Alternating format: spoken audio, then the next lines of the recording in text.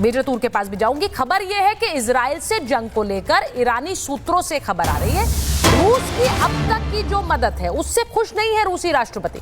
अब पुतिन से और ज्यादा मदद चाहते हैं खमनेई, ये कहा जा रहा है कि ईरान बहुत ज्यादा खुश नहीं है जो कि अभी तक मदद की बात रूस ने कही है उससे।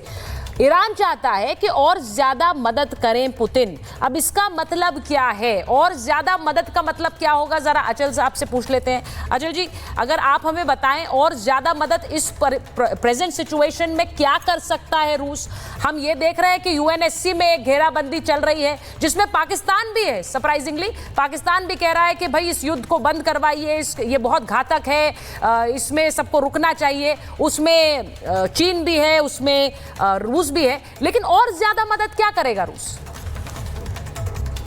देखिए, फिलहाल जो अभी का परिप्रेक्ष्य है उस पर आप देख रहे हैं कि रिफ्लेक्शन है उन जो ग्लोबल जियोपॉलिटिकल पोलराइजेशन हुआ है पिछले कुछ सालों में।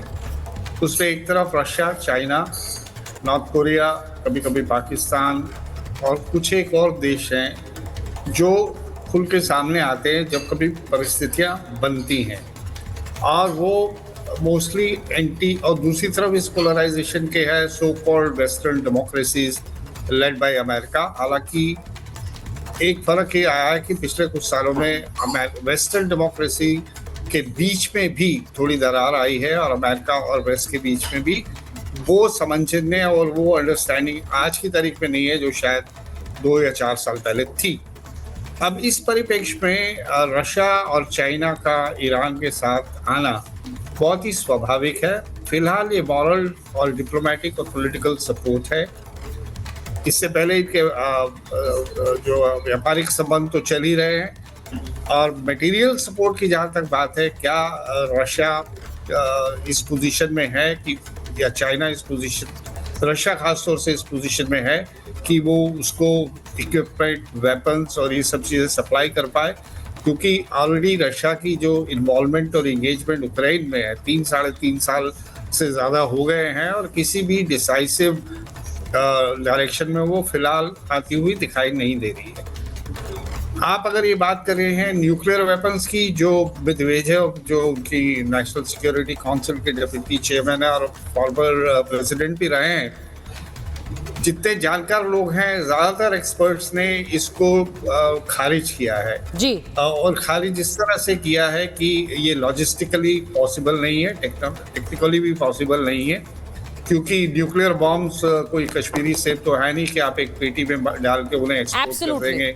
और शायद यही वजह है एम्बेसडर मल्होत्रा के ये बात बार बार कही जा रही है कि पुतिन एक हद तक ही इस जंग में शामिल होंगे, वो एक हद तक ही इसमें सपोर्ट दे सकते हैं, क्योंकि हम जानते हैं कि दो जो देश हैं, अमेरिका एक परमाणु संपन्न देश है, रूस खुद एक परमाणु संपन्न देश है, और यहाँ पर जहाँ पर एक न्यूक्लियर पावर इन्वॉल्व हो जाती है तो जो खतरा है वो कई गुना ज्यादा बढ़ जाता है।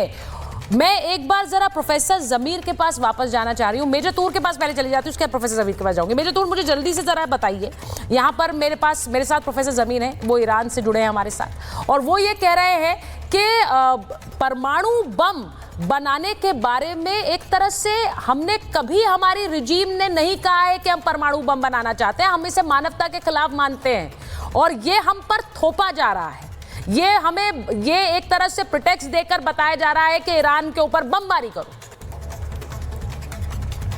देखिए, मैं प्रोफेसर जमीर को एक चीज बताना चाहूंगा कि जो IAEA के हेड हैं राफाएल ग्रॉसी ने दावे से कहा है कि IAEA को 400 केजी मतलब यूरेनियम, 400 केजी यूरेनियम जो 60% एनरिच्ड हो चुका था, उसका कुछ अता पता नहीं है, उसकी आइडिया ही नहीं है कहाँ है। नंबर 1।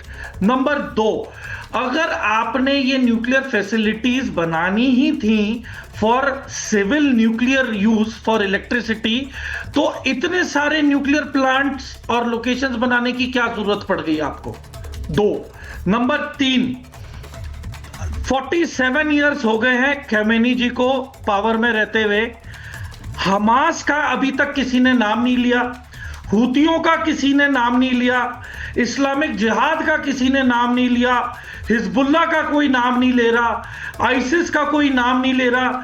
ये वो ही गुट हैं और ये सबका ताल्लुक ईरान के साथ है, शिया के साथ। तो आप लोगों ने 45 साल आतंकवाद फैलाया है पूरी दुनिया में, और अब आप बात कर रहे हैं कि एक स्टेटमेंट दे दी और फतवा दे दिया कि न्यूक्लियर बम नहीं बनाएंगे। अगर खमेनी जी गुजर गए, उनके बेटे उनकी जगह ले लेते हैं, तो क्या वो फतवा रहेगा? आप कैसी बातें कर रहे हैं? देखिए, हम सबको जमाने के साथ चलना है, और जिस तरीके से आपने तो एक स्लोगन को ही जन्म दे दिया, death to America, death to Israel. आपने रेडिकलाइज इतना किया हुआ है अपनी पब्लिक को। आपका एक स्पेशल जेल है तेहरान में, एविन प्रिजन, उसके अंदर पॉलिटिकल डिटेनीज है, आपके पत्रकार है, लेखक, स्कॉलर्स है, ह्यूमन राइट एक्टिविस्ट है। तो मेजर तूर मैं आपके पास, मेजर तूर मैं प्रोफेसर जमीर से कुछ सवाल इस पर भी लेना चाहती हूं, क्योंकि आपने कहा, ये सवाल बिल्कुल सही है। आप जो बात कह रहे हैं कि यहूदियों को लेकर या फिर इजराइल को लेकर जो एक सवाल उठाता रहा है ईरान की रजीम, मैं उसको लेकर भी प्रोफेसर जमीर से पूछूं। उससे पहले जरा दिखाती हूं कि ईरान कर क्या सकता है, क्योंकि ईरान क्या तेल में आग लगा सकता है। जो आप मेरे पीछे देख रहे हैं, ये ईरान और यहाँ पर फारस की खाड़ी। अब ये बहुत छोटा सा जो आप ये देख रहे हैं पानी का मार्ग, इसे स्ट्रेट ऑफ हॉर्मुज कहते हैं। अगर ईरान यहाँ बंद कर दे इसे, और वो बंद कैसे करता है, कई बार यहाँ पर इस तरह के धमाके भी करा सकता है कि कोई भी शिप यहाँ से क्रॉस ना करे। इसे बंद करना यानी सीधा मतलब ये है कि जो तेल यहाँ से निकलेगा, इराक से, सऊदी अरब से, कतर से, ओमान से, उसे जाने में, बाकी देशों तक पहुंचने में दिक्कत होगी। अब जरा चलाइए इसे। इसीलिए तेल में कैसे आग लगा सकता है ईरान, ये आपको बता रही हूं। स्ट्रेट ऑफ हॉर्मुज को अगर बंद कर देता है, चलाइए जरा इसे, क्योंकि अगर उसे बंद कर देगा तो फिर बहुत दिक्कत हो जाएगी, क्योंकि यहां हॉर्मुज जो जल डमरू मध्य है, इसे अगर ईरान बंद करेगा तो ईरानी संसद में इसको लेकर प्रस्ताव पास हो चुका है। इसीलिए कह रही हूं, अगर इसे बंद करेगा तो क्या होगा। हॉर्मुज स्ट्रेट दुनिया का एक प्रमुख चोक पॉइंट है। चोक पॉइंट यानी जैसा गला चोक करते हैं, वैसे ही इसको यहाँ चोक कर दिया तो कोई शिप नहीं गुजर सकता है। फारस की खाड़ी को अब अरब सागर से जोड़ता है, वैश्विक तेल व्यापार का महत्वपूर्ण गलियारा है, और दुनिया के 20% तेल और 25% गैस की ढुलाई यहीं से होती है। हर दिन 2 करोड़ बैरल तेल का ट्रांजिट यहीं से होता है। और एशिया, यूरोप और अमेरिका, अब मैं सुनिए कि एशिया भी, यूरोप में भी बहुत से देश और अमेरिका को सप्लाई तेल की यहीं से होती है। तो अगर इसे बंद किया तो यूरोप के देशों में भी तेल को लेकर एक हाहाकार मच सकता है, दाम बढ़ सकते हैं। और इसीलिए कहा जा रहा है कि अगर ईरान ऐसा करेगा तो क्या उसका असर भारत पर भी पड़ सकता है। जल्दी से आपको बताती हूं कि भारत पर इसका असर क्यों उस तरह से नहीं पड़ेगा। जी हां, नहीं पड़ेगा जैसा कि यूरोपियन देशों पर पड़ सकता है। ये क्यों कह रही हूं, तेल आपूर्ति में भारत के लिए काफी विविधता है। विविधता मतलब 40 देशों से तेल आयात कर रहा है इस वक्त भारत। पहले 27 देशों से तेल आयात करता था, लेकिन उसके बाद हमने उसे बदला। रूस अब सबसे बड़ा तेल आपूर्ति करता है भारत के लिए। स्विस नहर, केप ऑफ गुड होप के रास्ते हमारे यहां पर तेल आता है, या प्रशांत महासागर रास्ते होती है आयात। 2025 में रूस से 21 से 22 लाख बैरल प्रतिदिन आयात हमने किया तेल।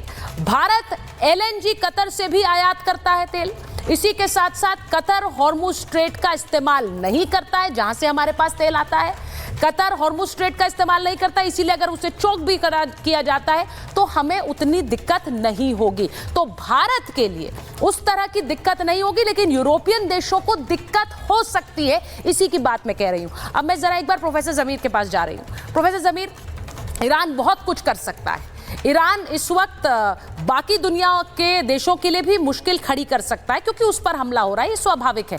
मैं आपसे पूछूंगी, ईरान में इस वक्त मत क्या है? क्या ईरान पलटवार करेगा अमेरिका पर? इजराइल पर तो हमले कर ही रहा है, लेकिन इस वक्त ईरान में क्या सोच है?